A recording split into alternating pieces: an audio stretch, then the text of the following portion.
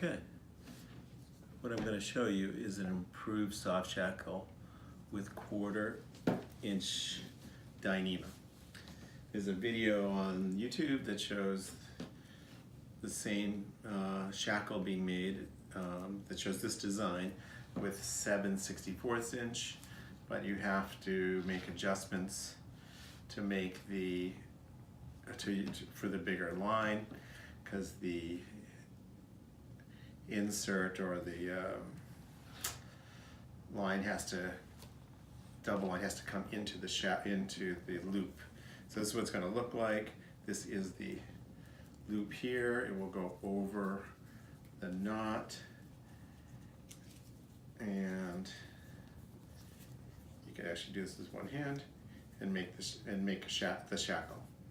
So it's important that these two lines are equal length. 1/4 inch gives you about 8,000 foot-pounds of braking strength. When it's doubled up, that probably doubles that as well. Okay, so let's begin. So here are the proportions. So for 1/4 inch, you need 74 inches of dyneema, which I have measured out here. Boom, I already put the tape here just to make this go a little faster. You need very sharp scissors. Cut it at an angle because you got to taper it in the end, and that just helps the taper. The tape is really only there to prevent the remaining part from fraying if you don't use it for a while.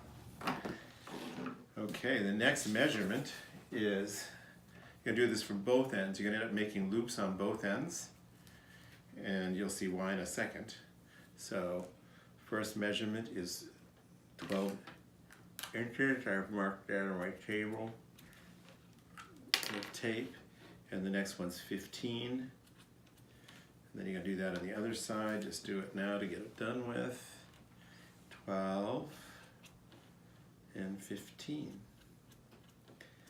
Okay. Now comes the time to make the loop. So you go to your 15 mark, the furthest one on either side, and you loosen the weave and put a fid. You need a fairly large diameter fid through here, because you're going to run the end of, actually it's probably easier if you just take that tape off now. You're going to run this through that further mark.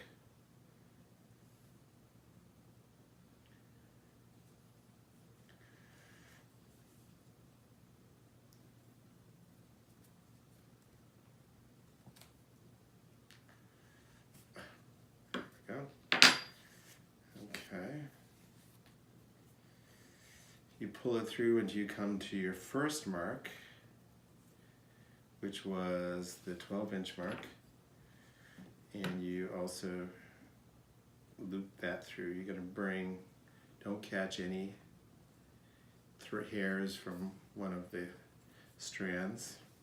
Now you're going to your furthest end, the long end, and you're going to just you can leave the tape and see what happens. Sometimes it goes easier than other times. You're going to bring that back through that 12-inch mark on one end.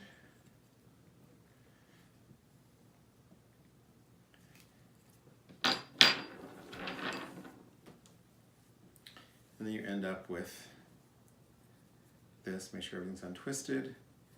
Boom, that kind of locks your loop in there. And then you want to bury this piece inside the core of the main strand. So you need to taper it about 1.5 inches or so. Start your tape. You're going to pull up 4 or 5 strands. You might as well just do them all at once.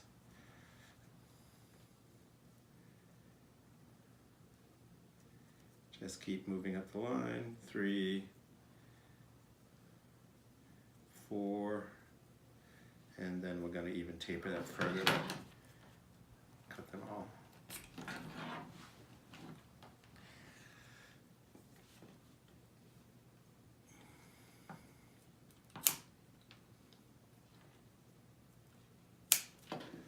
The taper, if you don't taper it, apparently that becomes a weak point inside the core.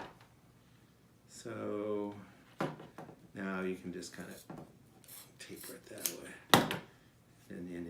nice little tapered end. There.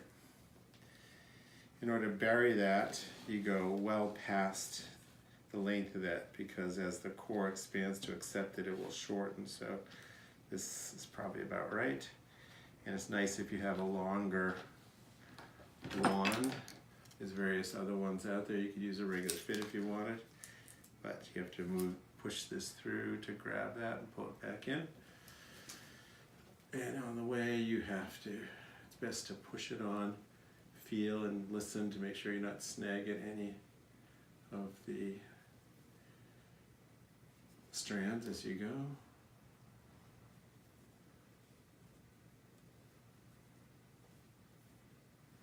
You come out very close to where the junction is. And there we go. I've used this wand a lot. I like it. It's long, helps you kind of open things up before you start to pull it through.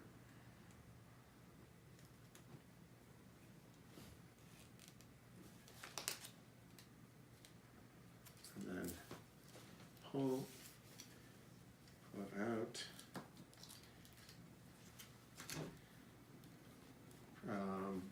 Milk the line over, buried. So that's that. Can I milk it a little more?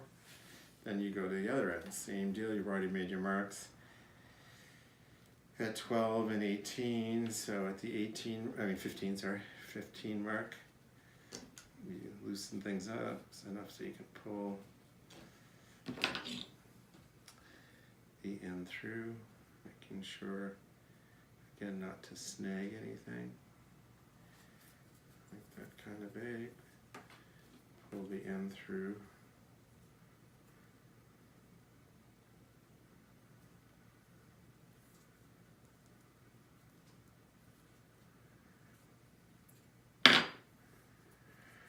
This is a little more difficult on this end because you go to your 12-inch mark, put your fid through, snag free. Now you're pulling the loop on this end up through there. Same thing, it's just a little fatter. Same thing as you did on the other side, just a little fatter. So this comes, this comes up here. This again will be a little more work. Let's just redo this for a sec.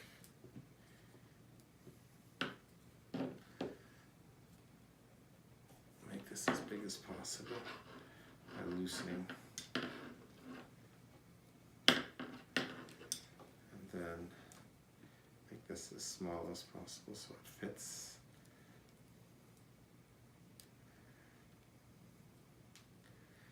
And sometimes this goes a little easier than other times, but that's the nature of splicing.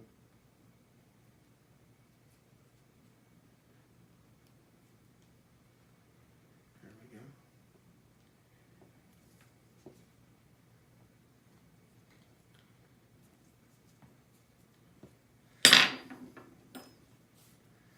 Same thing, you bring it up, so you have the locked loop.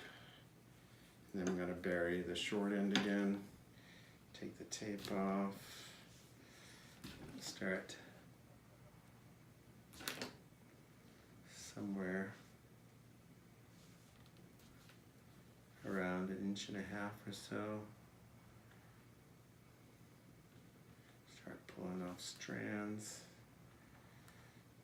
Every other strand or so going up the line. You get about 4 or 5 and then taper the end.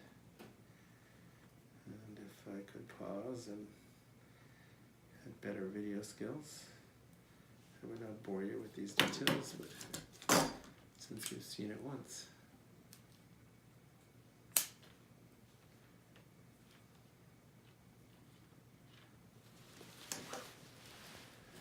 Believe it or not, almost done.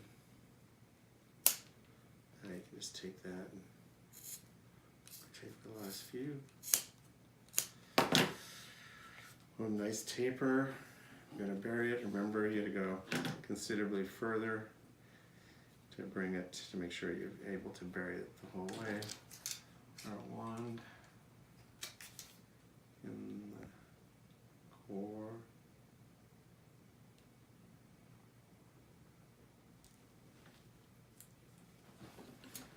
Milk it through. Expanding and pushing works better than just trying to push.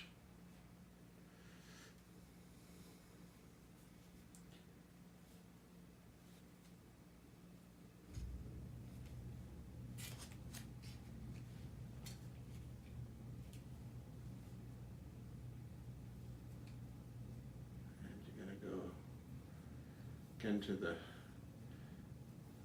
about where this crosses over.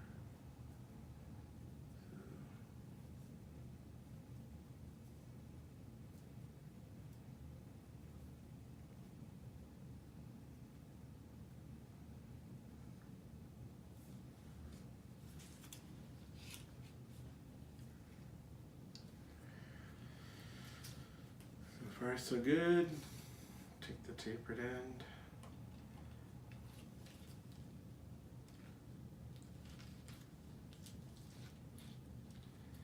Capture that. Pull it through. Oh, bummer. Or you know what they say.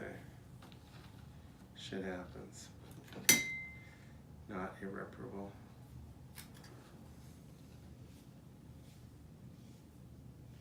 It's actually easier the second time, isn't it? Don't catch any strands. Be patient. Don't be hasty. Even if you are trying to make a video and not bore the hell out of people. Captured.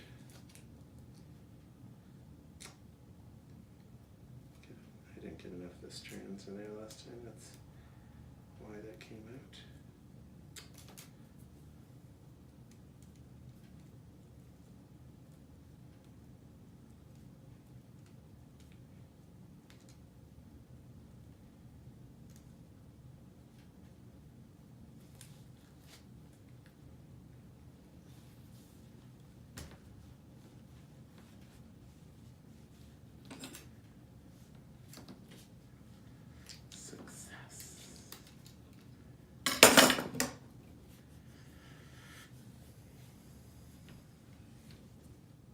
Buried, right? All the strands, stretch it out. Now you've got 2 loops. These loops are for wrapping around the knot we're going to make in a second. So what I find is that it's important to make sure this is nice and stretched out and find the middle point. That's the way I do it. So middle. Now you're going to make another loop on this end. This is going to be the loop that slides over the knot. And what you want to do is go a little further than I did on this one. So you're going to go down about 1 inch from the center on one side. Put a fid through it. Without snagging anything. Okay, that's about in the middle. I'm actually going to use the larger fid because it spreads it more. And okay, remember this was the middle here. So you take the longer end. That's going to go up through that. So the longer end goes through the hole. That's about 1 inch or so from the end. Same deal, it's going to have to get this through here, so expand this as much as you can, stretch it out, and then pull that through without snagging any other parts of the core.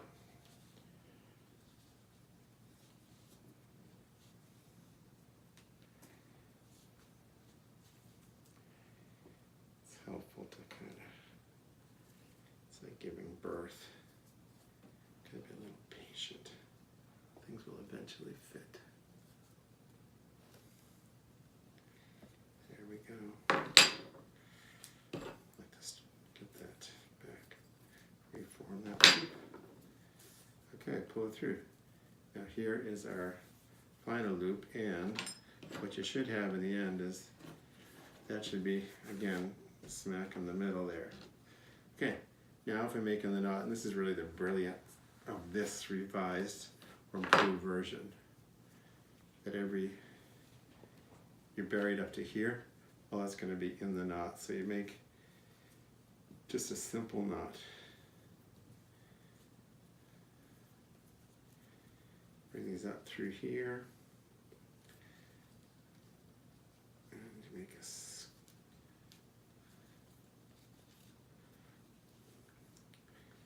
okay, make sure nothing is twisted like this. So you have to untwist stuff so that they all lie in parallel like that. Nothing's twisted, right? They all lie together. And then you kind of milk this knot, bringing these in a good part of the way.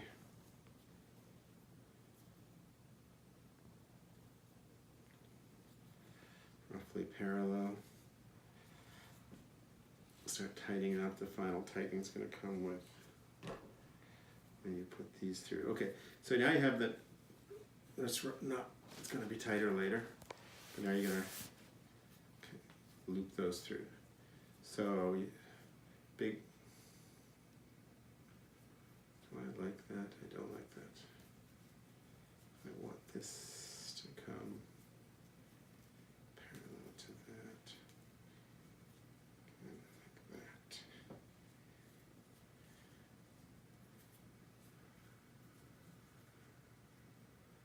Okay. It's gonna work. It's a little long. Which one is that? That's this one.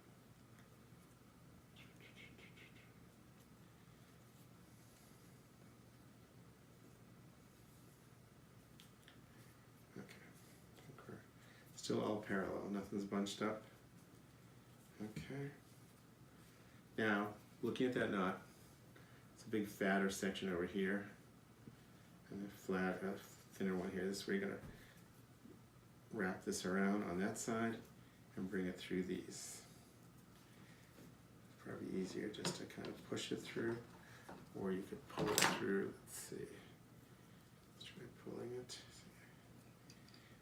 These are fat enough that they should go through pretty easily.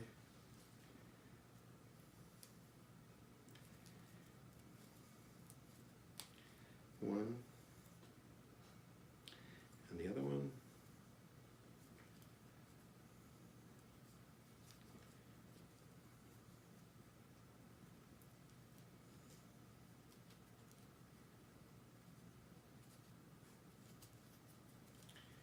Okay, both here. Pull this in. It's getting tight here because we come to the double cord part. Pulling them all through those two loops. And pull it tight. Milk this thing to get it as tight as possible. And basically we're done. Just kind of work the knot a little. It'll probably tighten up more under stress.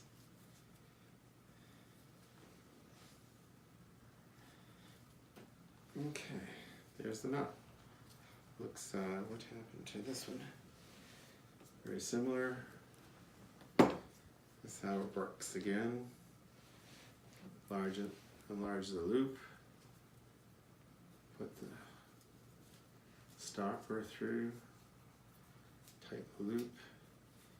And what you get is, you want to make sure, and this is determined by getting this right here, putting it through, making that loop about 1 inch away. There's no way that this knot is going to slip up over that big honkin' ball of dyneema knot, and because it's double cord all the way through most of this part, it won't slip out. So it's improved soft shackle.